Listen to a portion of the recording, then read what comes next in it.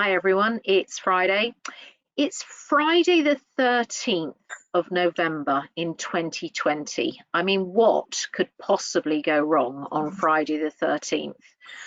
So I'm hoping for the next half hour, nothing will go wrong. I've managed to fail, as always, to pick up a coffee. I don't think Kaz has got a coffee either. Oh, I might be wrong. I've got some water. She's got some water, so we're all right with that. Really, we just wanted to catch up with Kaz with regards to what's going on, endpoint assessment, the story so far. But because she gave me a whole load of questions and because I'm feeling really wicked, I'm going to throw it. And I'm not going to start with the normal question set that she wanted to talk about.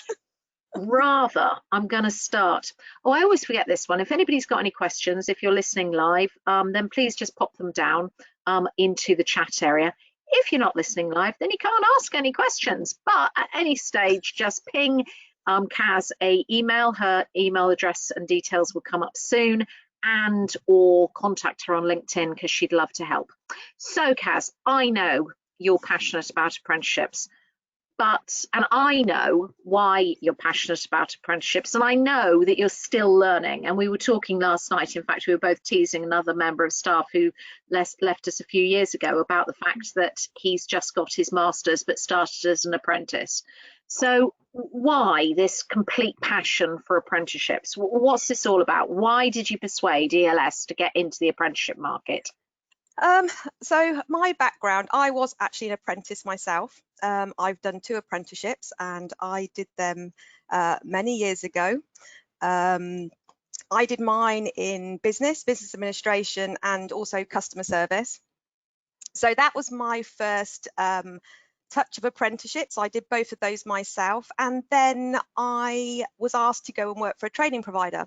I worked for 2 independent training providers who specialised in apprenticeships, in a total of probably 20 years for both, and did lots of different roles at both of them as an assessor, an IQA, head of operations, and different things. So I've always had that passion for learning, for watching people progress, develop, and I've just always loved apprenticeships. It worked for me. It was a great stepping stone for me with my career, and to enhance my CV and enhance my qualifications.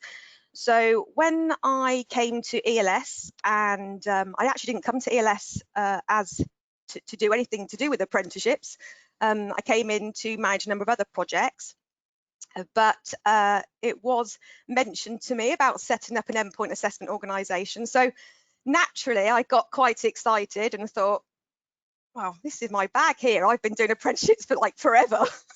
So let's give it a go. And so that's how we got into becoming an endpoint assessment organisation.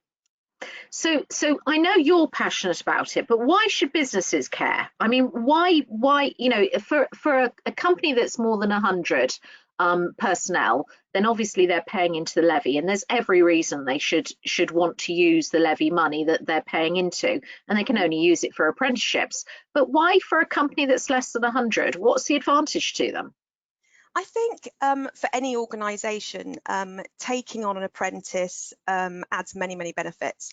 So you're bringing new, fresh ideas into the company, you know, fresh blood, as they say, quite innovative ideas, quite, you know, often people also think that an apprentice has to be 16 to 18.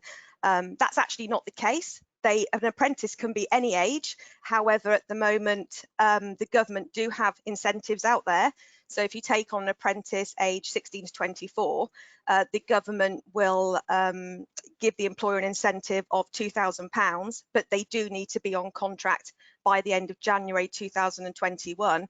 Although I think with everything that's happening with COVID and changes that are happening there, furlough. Yeah, I think they probably will extend that. That's my personal view on it. I think that probably will happen. But for employers, you know, you can actually enhance your workforce with a lot of new ideas. I think I've already mentioned that. So to a certain extent, you think it's bringing in diversity into the workforce. I know you'll be aware of this because we often talk about it when we're talking about contract training, but the new law says that from the beginning of January, you have to apply social value into public sector contracts. So obviously, if you're working into the public sector, it's a perfect example of adding value through social value. If you're employing an apprentice. So both of those seem to be quite good reasons for me. That independent of thinking that you'll get probably a new blood, new ideas that you'll get through an apprentice. Both of those seem to be quite sensible ideas. But just before we get into the meat and two veg of what we're doing at ELS and to bring us up to date, just remind everybody, just briefly, and I'm underlying briefly because those of you who've spoken to Kaz know that she can talk for Britain on this subject. What is this thing called an endpoint assessment organisation? Explain to them how it works from an apprentice coming on board with an organisation until they come across an organisation such as us, an endpoint assessment organisation. Okay, so as part of the apprenticeship reforms in 2017, one of the big key changes that we've seen is instead of a training provider, i.e. a college or a private training provider, doing the training and all the assessment with the apprentice, this is now actually split. So a training provider will work with the apprentice while they're in training, and that could be a year and a day, it could be 18 months, 2 years. And then that apprentice will need to go through what's called a gateway, where they sit with their employer and their training provider, and they go through the key competencies within their apprenticeship to make sure that they can now meet those and they're competent. Once that meeting's happened and the employer is happy that the learner has met all those prerequisites for endpoint assessment, they then come through to ELS and we will carry out their endpoint assessments. So this summative assessment all now happens at the end, and that's where we come in. We do a number of different types of endpoint assessments depending on the standard that the apprentice is doing. And I know that the assessors we've got are specifically trained, so they've got 2 qualifications, I think, along with their technical qualification. Can you just talk everyone through the 2 types of qualification that you're insisting on for the assessors? Yeah, so for some apprenticeship standards, it doesn't actually stipulate they have to be assessor qualified. However, for our own internal quality assurances and for peace of mind for us, we are ensuring that all our delivery of endpoint assessment, all our assessors are assessor trained. Now they can either have an A1, D32, D33, but also we're interested in the assessors having the CAVA qualification. So that's a certificate in assessing vocational achievement. Now, ELS actually deliver that qualification, and we do have courses running over the coming months. So people I've lost your picture, Caroline. Oh, hang on, sorry. Perhaps I just clicked the keyboard, sorry. So okay, you're back. People can call up ELS and book onto those courses. They are, by attending and doing the coursework, and getting involved with assessing. Oh, you seem to have gone all quiet on me. You're fading in and out, so I'm going to fill in that piece. Qualification. Now, the other qualification that we do is the level. Oh, okay. So your internet connection's really poor at the moment. I'm going to make a quick suggestion because I suspect you're not plugged in. I'm going to make a quick suggestion that you move so that you are plugged in. I'll carry on while you move so that I can explain the qualifications that people might want to take, okay? Switch on my webcam off for a second. Thank you. So those that we're talking to, as Caroline's saying, in really simple terms, the government have now dictated that there needs to be a differential between the person that's delivering the training and the person that's applying the apprenticeship assessment. And the reason behind that is that they were finding that there was a increasing number of apprenticeships were being awarded when the apprentice really wasn't at the skill level that industry demanded. So they brought in these new things called endpoint assessment organisations. So Caroline, as our head of endpoint assessment organisation, has said that actually quality is really important in this journey. So she's insisted on 2 qualifications. The first one is the CAVA qualification, or could be the D qualifications as she's mentioned. And then the second one is a qualification in endpoint assessing, which is awarded by Highfield. Now, we at ELS deliver both of those training courses, and it fits really nicely alongside training courses themselves. So if you're training to be a trainer, then it's a great way to actually complete your portfolio of subjects that you might be able to offer into the FE section. So if you're listening in from a how do I get involved perspective, maybe looking at becoming an assessor is how you get involved. So I'm still going to wait for Caroline until her picture comes back up, but I just wanted to really, and my first question to her, and the one that she wanted to focus on today, was to look at the types of qualification that we're presently able to approve. That doesn't mean that ELS is only going to approve these, because our intent is very much, as we work with industry, to start to look to approve areas that they would like us to. So we will be led by our clients with regards to the standards they'd like us to approve.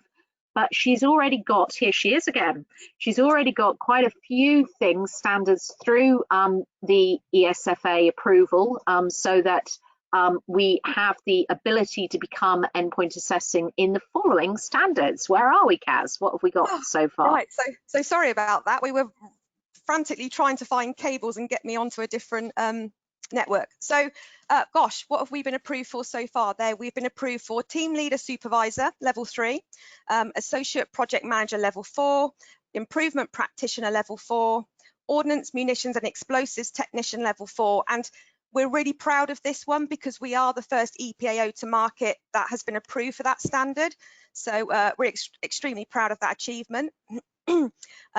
Supply chain warehouse operator level 2, LGV driver level 2, express delivery driver level 2, business administrator level 3, and then we've got our aviation standards, which, as you can imagine, in the current climate are proving quite challenging.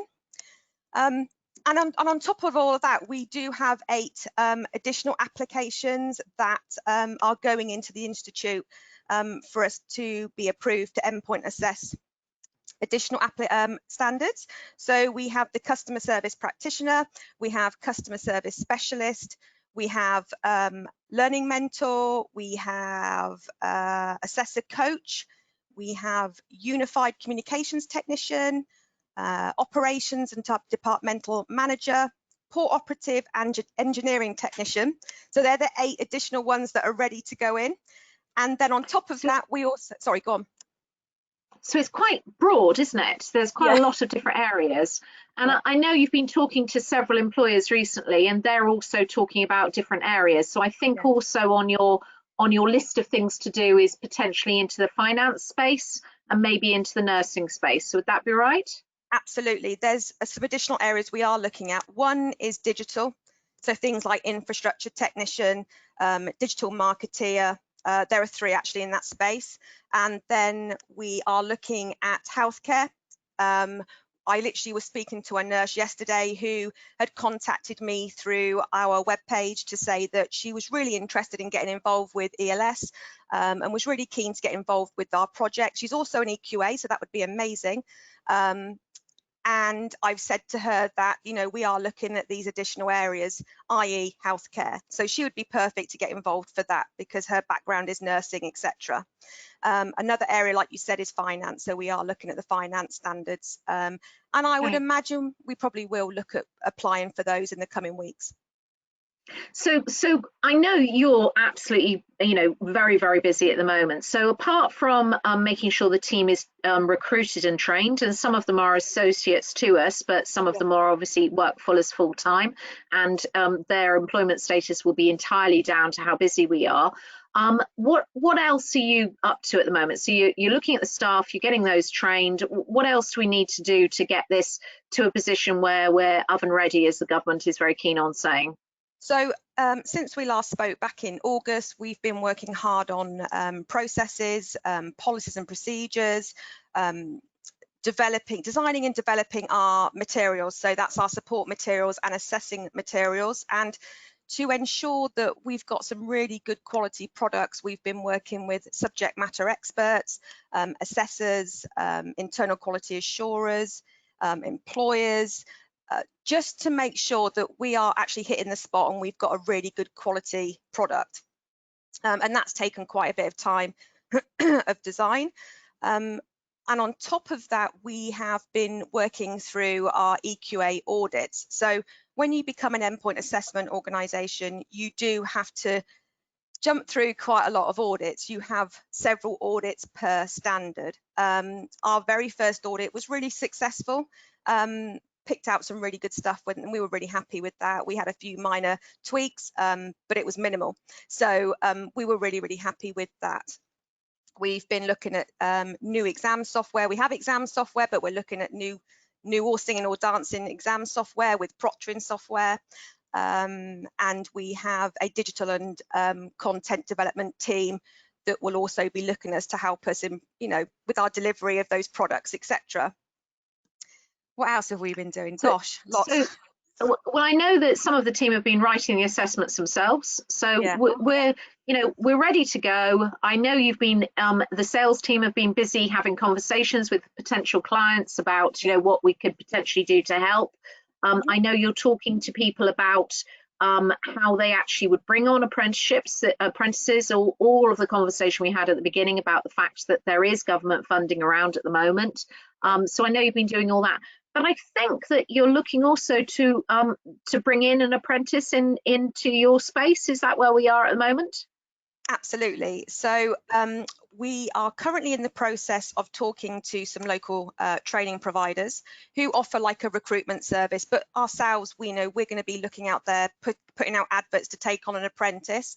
We're going to start with one apprentice, but there is definitely scope for more. And I think as this as the endpoint assessment grows and we take on more and more contracts, then there would definitely be more scope for more apprentices. And for me, I love that space, so I'm all for that. And we'll be putting together a really detailed induction program for that apprentice to make sure they settle within ELS, within their role. We're looking for a business administrator apprentice. And like I said, we're currently talking to local training providers of who we're going to use as our training provider for our apprentice. Now, obviously, we can't endpoint assess our own apprentice, so we will also need to look for an independent endpoint assessment organisation, because there are certain rules that obviously for any employer, when you have apprentices, you have to choose your endpoint assessment organisation. That's down to the employer, not the training provider. So we've got still quite a few logistical things there to put in place.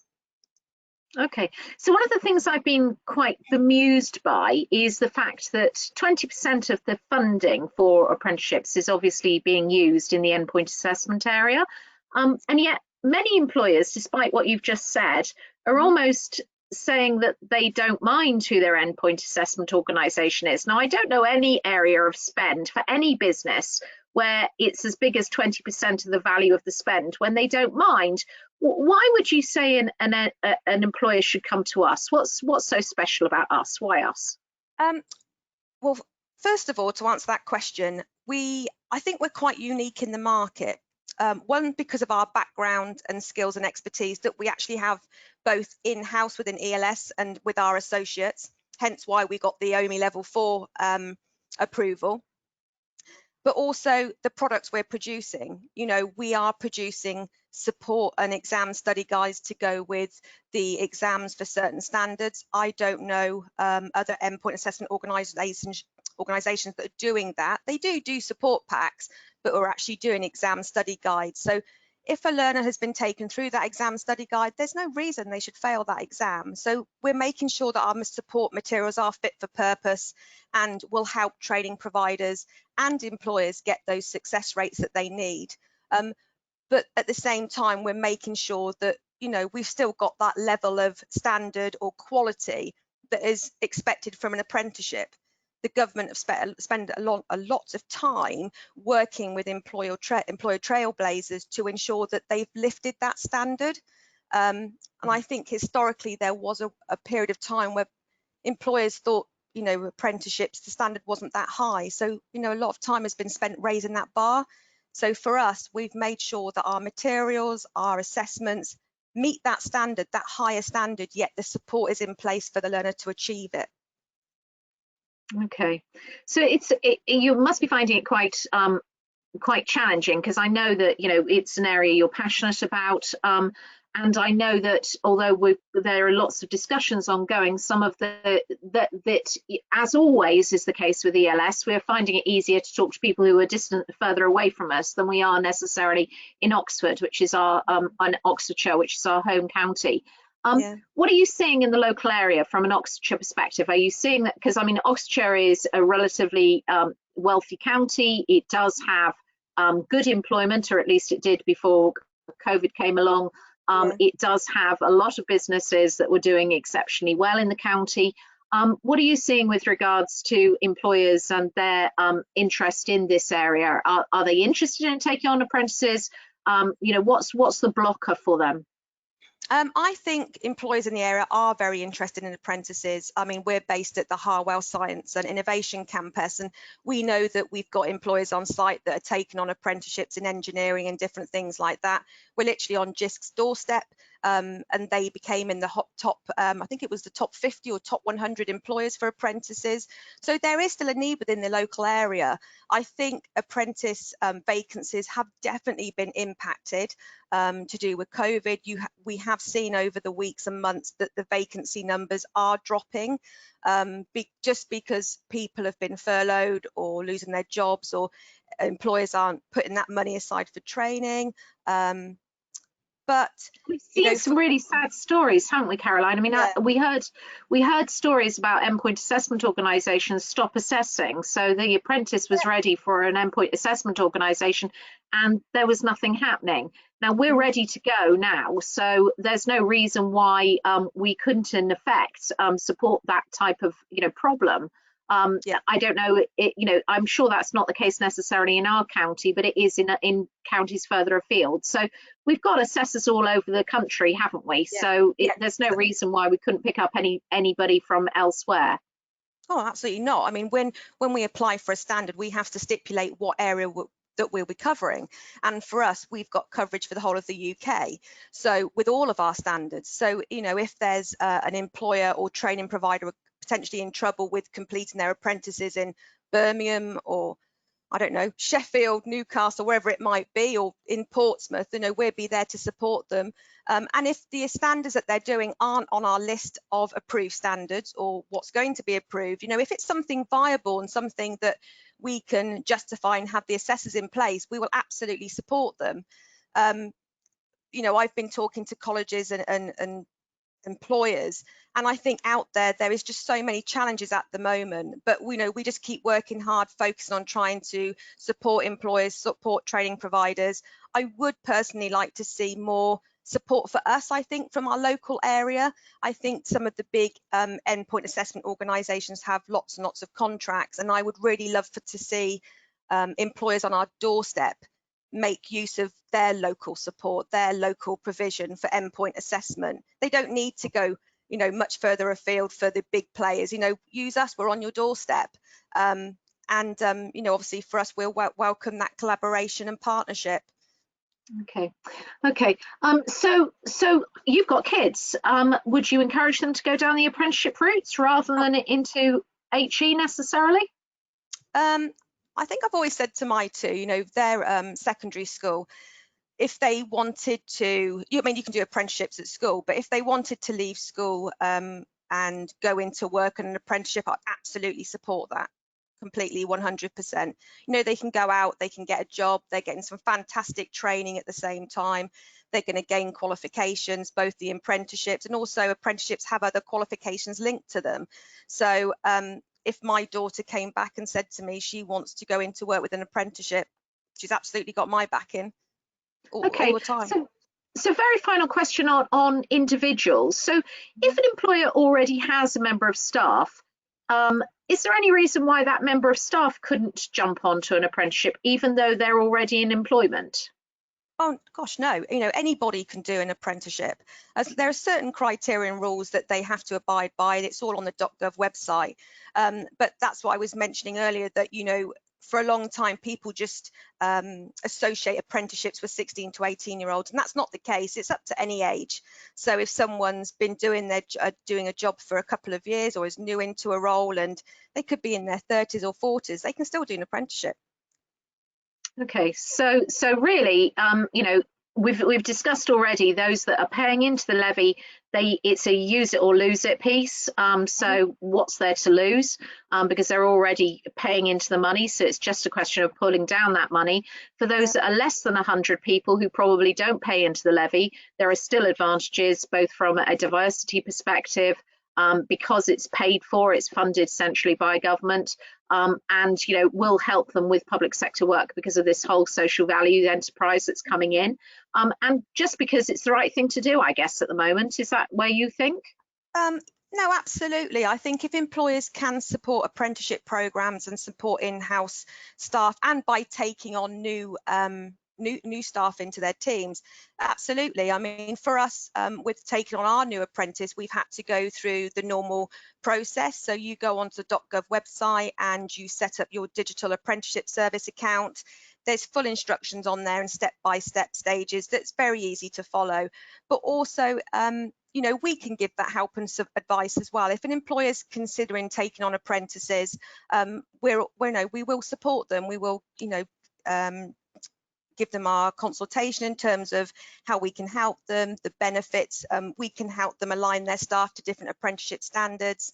And training providers will support that as well. So for us, obviously, we'd love to be people's endpoint assessment organisation, but with that comes help and advice, and that's what we're here for. Okay, Caroline, as always, brilliant. We are going to talk to you again probably towards the end of the year, if not at the beginning of January, in order to check in on where we are, and potentially to talk to our new apprentice. If we manage to find somebody by then, that would be a good position to be in, or maybe talk to somebody who's already in the business about how they're doing with regards to apprenticeship. That would be great. I think we've also agreed that we're going to claw back this person who used to work with the business in order to talk about his a journey from apprenticeship to masters, which is a journey that you're doing as well because of some of the qualifications you're taking in internally and in your own time. Guys and girls, if you want any more information about endpoint assessment, Caroline is very happy to talk to you. Give her a call on the email below. Or give Gemma a call with regards to anything on the training courses that Caroline was talking about, particularly to become an assessor, or maybe combine that with a trainer and an assessor. Give Gemma a call or you know, drop Caroline an email first and she'll pass it over to Gemma. Next week, very different topic area, or is it really? I don't think it is. We're going to be looking at social value. There's a big week next week in Oxfordshire. Grant Hayward, who is a big cheese or big name on campus, but it's not that if you're talking about a county, is it? Grant Hayward is joining us to talk about social value and some of the initiatives that are going on. He is very involved in B Cause, and I'm hoping that he can explain a little bit more of the advantages to you, an employer, in belonging to that, and also the advantages in being involved in social value enterprise work. Really good to see you today.